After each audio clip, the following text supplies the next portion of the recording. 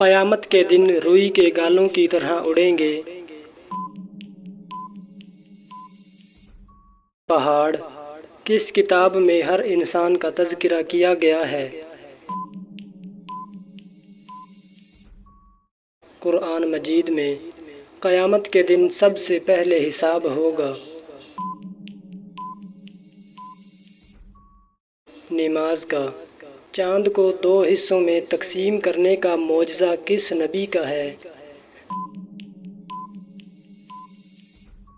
حضرت محمد صلی اللہ علیہ وسلم کا۔ عربی میں دعا کا کیا معنی ہے؟ پکارنا۔ پاکستان کی قومی زبان کون سی ہے؟ اردو۔ محنت کرنے والا شخص کیا کہلاتا ہے؟ اللہ تعالیٰ کا دوست۔ نماز پڑھانے والے کو کیا کہتے ہیں؟ امام۔ توحید کے لغوی معنی کیا ہیں؟ ایک بنانا۔ جو اپنے وجود اور کام میں کسی کا محتاج نہ ہو وہ کیا کہلاتا ہے؟ صمد۔ کون سی ہستی کسی کی محتاج نہیں؟ اللہ تعالیٰ۔ حضرت محمد صلی اللہ علیہ وسلم نے پہلا خطبہ دیا۔ قریش کو حضرت محمد صلی اللہ علیہ وسلم زیادہ پیار کرتے تھے۔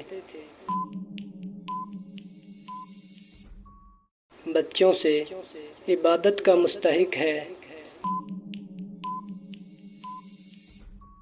اللہ تعالیٰ۔ اللہ تعالیٰ کس جرم کو نہیں بخشے گا؟ شرک کو۔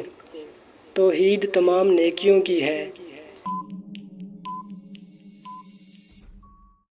جڑ۔ سورۃ اخلاص کا دوسرا نام کیا ہے؟ التوحید۔ منافقین کس کو بے وقوف سمجھتے ہیں؟ مسلمانوں کو۔ انسان کو رب کے بارے میں دھوکے میں کس نے رکھا؟ شیطان نے۔ منافقین کی بیماری ہے